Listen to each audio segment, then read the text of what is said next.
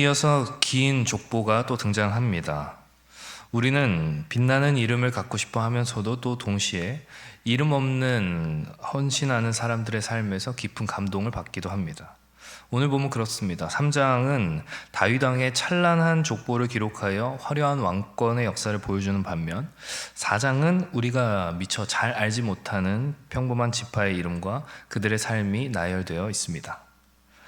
역대상 3장은 다윗 왕의 아들들로부터 시작하여서 그의 왕위 계승자들의 족보를 아주 상세하게 기록합니다.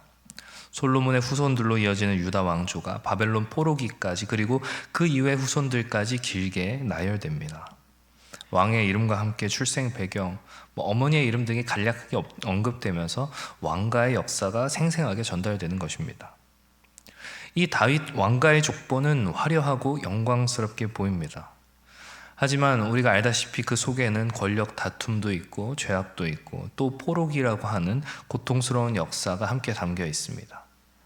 왕의 자리라는 것이 영광만큼이나 큰 책임을 동반했다는 것을 우리는 족보를 통해 짐작하게 되는 것입니다.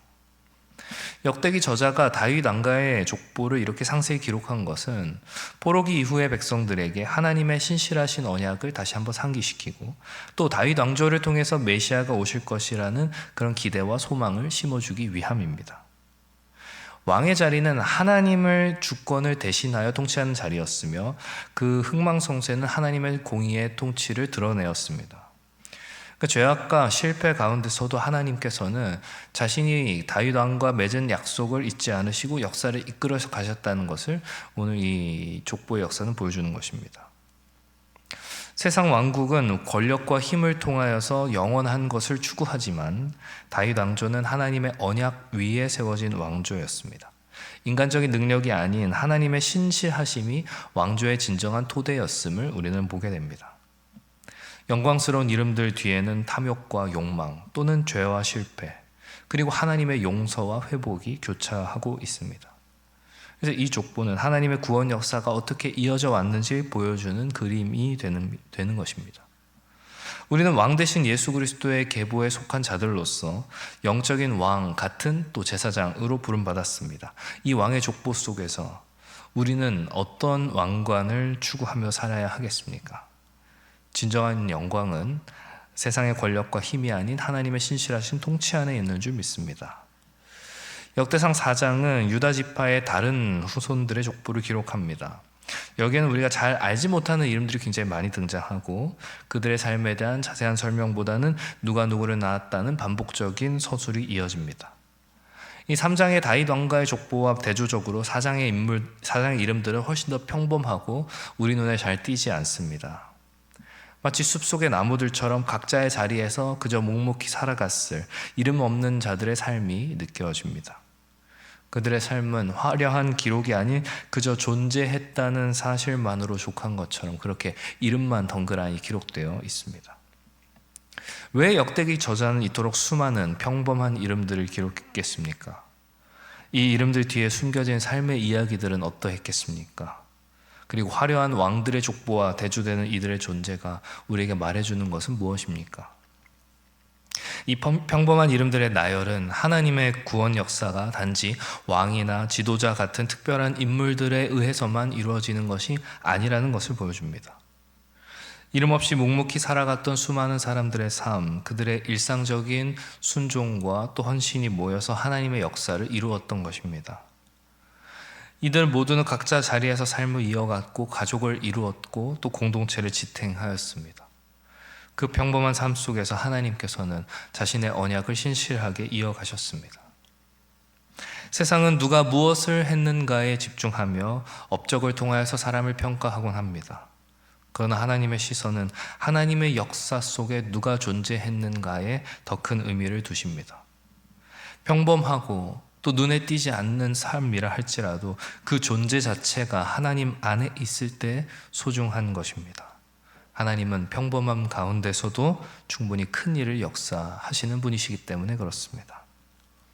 이름이 없다는 것은 가치가 없다는 것을 의미하지 않습니다.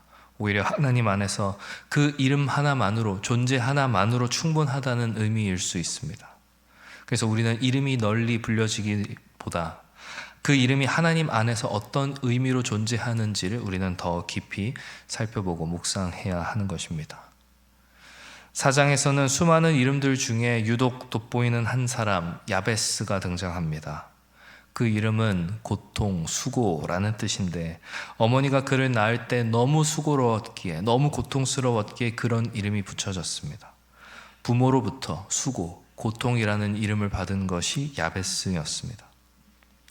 그러나 야베스는 하나님께서 자신의 지역, 자신의 지경을 넓혀주시고 환난에서 벗어나 고통받지 않게 해달라고 간절히 기도했고, 하나님께서는 그 구하는 것을 허락하여 주셨습니다. 유명한 야베스의 기도입니다. 이 야베스의 이야기는 짧지만 우리에게 강력한 울림을 줍니다. 우리는 살아가면서 때로 고통의 순간들을 마주할 때가 있기 때문에 그렇습니다. 삶의 어려움, 해결되지 않는 문제들, 혹은 우리 자신의 한계 앞에서 우리는 고통을 느끼고 좌절할 때가 있습니다. 그러나 야베스는 자신의 이름이 가진 고통의 의미에 갇히지 않고 오히려 그 수고 가운데에서 하나님께 간절히 부르짖었던 것입니다. 이 야베스의 기도는 우리에게 어떤 의미를 주는 것입니까? 우리는 우리의 고통과 또 한계 가운데에서 하나님께 어떻게 반응해야 하겠습니까? 저 야베스처럼 담대하게 우리의 지경을 넓혀달라고 하나님께 기도할 때 하나님께서는 그 기도를 들으실 것입니다. 야베스의 기도는 단지 그가 고난에서 벗어났다는 것만을 의미하지 않습니다. 그 기도는 부모가 규정하였던 자신의 이름에 대해서 저항하였고 하나님의 능력을 통해 자신의 한계를 뛰어넘는 강력한 믿음의 표현이 그 기도였던 것입니다. 자신의 존재적인 약점에도 불구하고 야베스는 자신 안에서 확장될 수 있는 무한한 가능성을, 내가 하나님 안에 있을 때 그것이 가능함을 보았습니다. 하나님께서 그의 기도를 들으셨다는 것은 우리의 이름이나 배경이 아닌 우리의 간절한 믿음의 부르짖음에 하나님께서 응답하신다는 중요한 영적 통찰을 우리에게 허락합니다. 이는 우리의 이름이 하나님 안에서 믿음의 간구를 통해 새롭게 정의될 수 있음을 우리에게 보여줍니다. 오늘 족보는 하나님 안에 있는 자들의 복됨을 보여줍니다. 세상은 주어진 이름과 환경, 배경으로 그 운명을 규정하려 하지만 고통이라고 하는 이름의 뜻은 야베스의 운명을 결정짓는 것처럼 보였지만, 그러나 야베스는 자신의 운명을 세상의 기준에 맡기지 않고 하나님께 내 이름을 새롭게 정의해 달라고 간청하였습니다. 인간의 규정과 하나님의 응답 사이의 놀라운 대조는 야베스의 기도가 오늘 우리에게 새로운 의미로 주어졌음을 우리는 볼 수 있습니다. 야베스의 기도는 단회적이지 않았습니다. 간절하면서 지속적인 부르짖음이었습니다. 하나님께서는 야베스의 기도에 응답하셨듯이 우리의 기도에 침묵하지 않으시며 가장 선한 방법으로 응답하실 것입니다. 세상이 우리를 패배자 또는 실패자로 규정하려 할 때 우리는 세상이 아닌 하나님 안에서 새로운 정의를 구해야 합니다.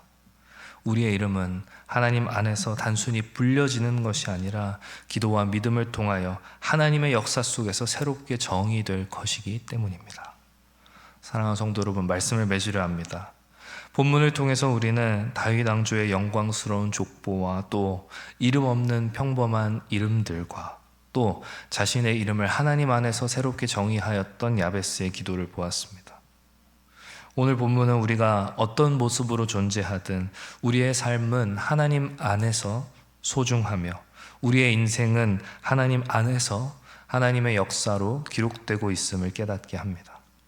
오늘 이 아침 우리의 이름을, 우리의 존재를 하나님 앞에 내어놓기를 소망합니다. 우리의 존재가 특별하든 혹은 평범하든 심지어는 우리의 모든 인생과 삶이 고통과 같이 느껴진다 할지라도 하나님께서는 그 안에서 우리의 이름을 기억하시며 우리의 간절한 기도를 들으실 것이기 때문입니다. 사랑하는 성도 여러분, 부디 바라옵기는 하나님 안에서 우리의 인생을 새롭게 규정함으로써 더 넓은 지경으로 우리의 삶이 하나님의 이야기의 일부가 되는 그런 저 여러분들 다 되시기를 주님의 이름으로 축원합니다. 기도합니다.